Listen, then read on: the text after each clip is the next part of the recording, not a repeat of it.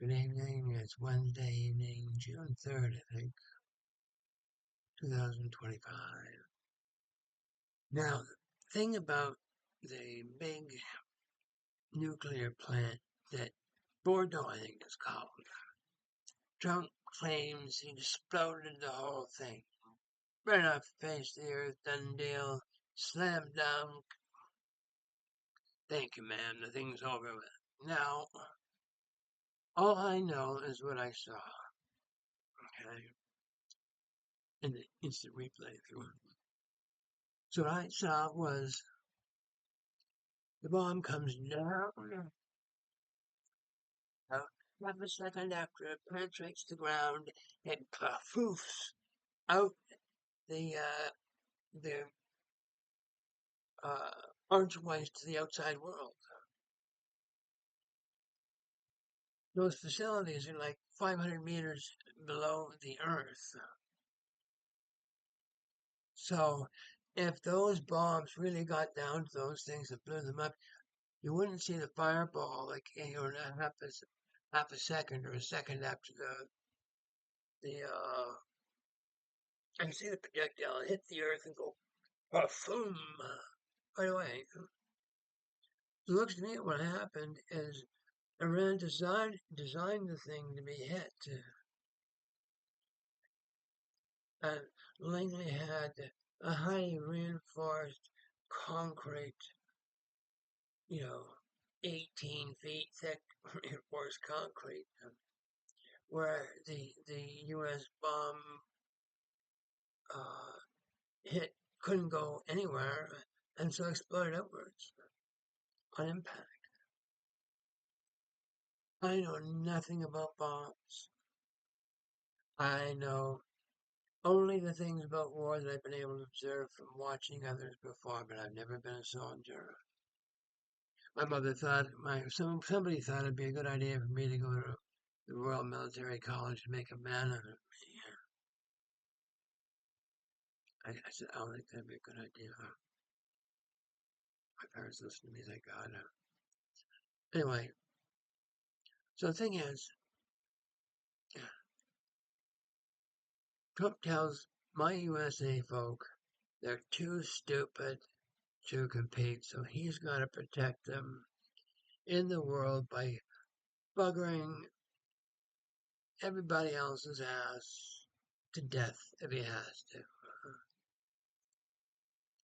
Keep the United States and Israel safe to be assholes from for free, like. It's not too pleasant to have to watch from our perch to see people consistently strut about this planet as if they have some kind of entitled right of some sort of medieval Chinese emperor to waste the peasants as they get in his way of his cart. Like, delude yourself into thinking it's your prerogative to decide what kind of government my children decide to employ for themselves. Is has no basis in any kind of reality whatsoever other than your delusion. And you think you can conquer my world with your bullshit, your resentments, your bombs, and your fake currency. Your weapons aren't worth this shit on a battlefield. That's been proven rather royally recently. Can we say this? Moreover, the U.S. military intelligence is clearly an oxymoron, more than it's ever been in my lifetime. But I've been able to observe in the prosecution of the Ukraine war is Russia would leave little areas of vulnerability and you'd rush into them and conquer the fuck out of them, and it would cost the Russians nothing. And they'd surround you and bomb the living fuck out of you for about 6 months, kill a whole bunch more of your Nazis if they could. I don't think they have any problem with the Ukrainian folk. It's just the Nazis among them, people who've entitled themselves to be a disgrace to humanity like they are in Israel. It's just, like, where do these people get off theorizing that God entitles them to be the biggest assholes on my planet? That wasn't the intention of the covenant. It does not say the Jews can bugger fuck anybody they so please, as long as they make sure they make money doing it. Doesn't matter fuck how they do it. Those aren't really Jews. Those are Jacob's sons that have been kind of like a shameful relatives of my real Jews all down through the centuries. Today they're called Zionists. They have a name. There was a time when people didn't distinguish between the Jews. The one Jew is the same as another. That'd be like saying, the KKK is the same as the Pope. They're both Christian. But the same amount of clarity on the issue. Do you understand me? And if you're going to elect leaders that look to the scent of each other's farts for military intelligence, they're constantly surprised that their enemies fortitude. People thought they were going to slam button up this thing with a red in a couple days. Never dreamed it'd suffer any loss. It just never happened. Like, it can't happen here. Well, it's happening there.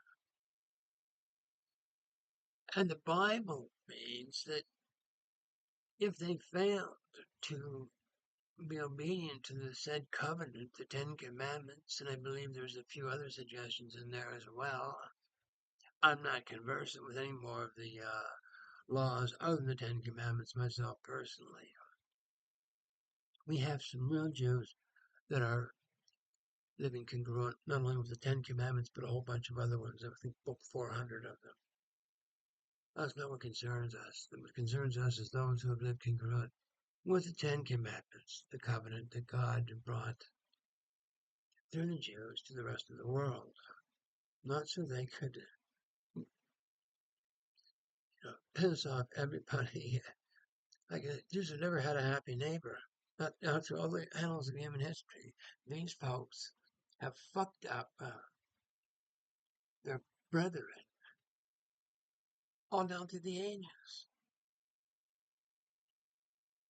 I submit we get Elon and say, take these guys to Mars and have them farm it. Your king's solution to the Middle East crisis. No goyim there to irk them. They can just piss each other off. Look at them.